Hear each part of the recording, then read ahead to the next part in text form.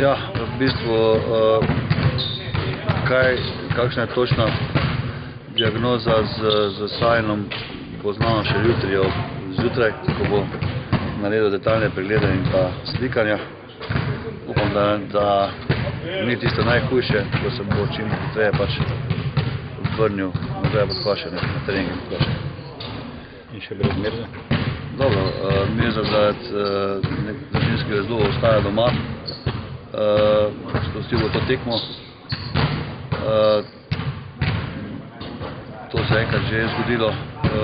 Mislim, da se pač treba skoncentrirati na tiste igralce, ki so tu. Tiste igralce, ki so, bojo pač mogli eni, te zunanji, vzeti določen del bremena od Sajina, od Košem pa določen del bremena od Begiča. Prav družinsko, poslovni razloge ali samo družinsko razloge?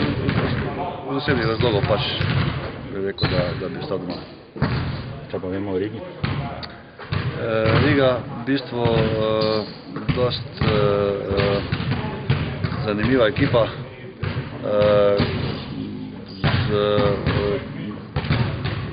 Igrajo zelo agresivno, mogoče doma, še bolj kot v gosteh. Igralci, ki vemo, da latvijska šola košarke je dobri šuterji z zunanjih pozicij. Na pleju, potem ko so pustili Dilaža, je zdaj glavni igralec Robinson, ki je prej igral na dvojki, zdaj igra na enki. Organizira, poentira, v bistvu vse se odvija in vse se začenja pri tem igralcu. Od domačih, predvsem Janis Tima, ki je nekaj igralec, lahko igra na poziciji od 1 do 4, večino časov pa na igrišču pač preži na trojki. Tudi on je tu izredno, bi rekel, neka gonilna sila te ekipe. Pod Košem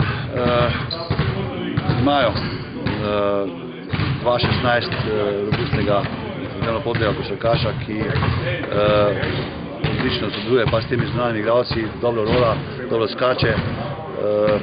Se pravim, tekma, ki za nas mogoče je že lahko odločilna.